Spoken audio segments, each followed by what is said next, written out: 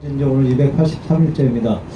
아직도 병원에 계시고 지금 어떻게 지내는지 많은 분들이 궁금하실 것 같아가지고 오늘 그 이야기 손님으로는 카톨릭 농민의 정홍찬 이칼 회장님을 모시고 그동안의 상황들을 좀 듣도록 하겠습니다. 힘찬 박수 부탁드리겠습니다.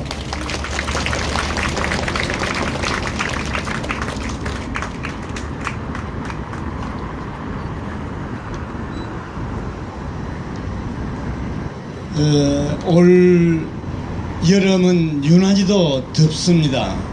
그리고 지난 겨울 또 생각해 보면은 영하 20도를 오르내리는 정말 살을 애리는 일은 또 몇 년 만에 이렇게 보기 드문 이런 추위였습니다. 벌써 계절이 두 번 이렇게 세 번 바뀌고 벌써 1년이 다 돼갑니다. 지금 9개월이 백남기 농민이 경찰 폭력에 의해서 쓰러진 지가 벌써 9개월이 지났습니다.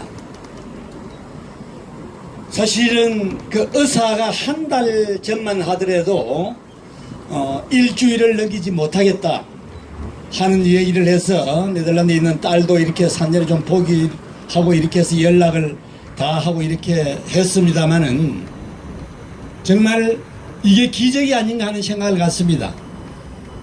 9개월 동안 서울대 병원 농성장에는 하루도 거르지 않고 시부님, 수녀님 또 형제 자매님들이 자리를 같이 해서 오늘도 이 더운 날씨에 40도가 오르내리는 이 날씨에 하루도 거르지 않고 이렇게 미사를 하고 기도한 이런 기적이 지금 일어나고 있다 하는 생각을 갖습니다.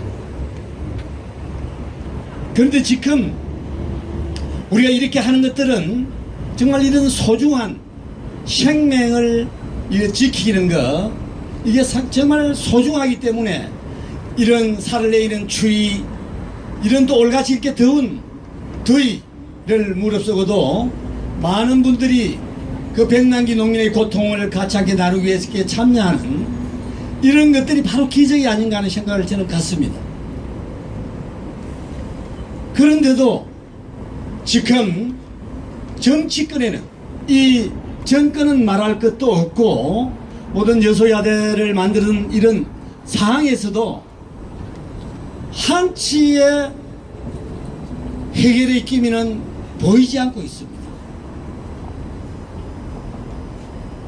지금 우리가 왜 이렇게 백남기 농민을 끝까지 지켜야 하고 이 문제를 해결해야 하는가, 해결할 수밖에 없는가 하는 것들은 바로 이 땅의 인권을 지키기 위해서입니다. 앞으로 계속 이 땅의 국민들이 어려운 고통받는 국민들이 자기의 목소리를 내다가 또 경찰에 물대포 아니 뭐 곤봉이나 이렇게 맞아서 죽어가도 그 누구도 한마디도 이해할 수 없는 이런 것들이 보편화될 수밖에 없습니다. 그렇기 때문에 앞으로는 정말 힘없는 국민이 다시는 이 땅에 이런 일이 일어나지 않도록 하기 위해서 인권을 지키기 위해서는 반드시 이 문제가 해결되어야 된다. 두 번째는 이 땅에 민주주의를 회복하는 길입니다. 벌써 이 정권이 20년 30년 전에 군부 독재 하에서 있었던 그 불통정치 국민의 소리는 전혀 듣지 않는 이런 상황입니다. 백남기 농민이 이 땅에 식량을 지키고 농업을 지키기 위해서는 밥살용 수입을 더해서는 안 된다. 식량 안보를 지키기 위해서도 절대 밥살용 수입을 해서는 안 된다 하는 게 11월 14일 날 요구했던 겁니다. 그런데도 불구하고 전혀 한마디도 들어주기는 커녕 오히려 물대포로서 응사했습니다. 이 땅의 민주주의를 회복하는 길은 바로 백남기 농민의 문제를 해결하지 않고서는 되지 않습니다. 마지막으로 꼭 해결해야 될 것들은 바로 제가 말씀드렸습니다마는 백남기 농민이 국민들에게 그날 전하고자 했던 메시지가 바로 농업을 지키는 길, 식량을 지키는 길이었습니다.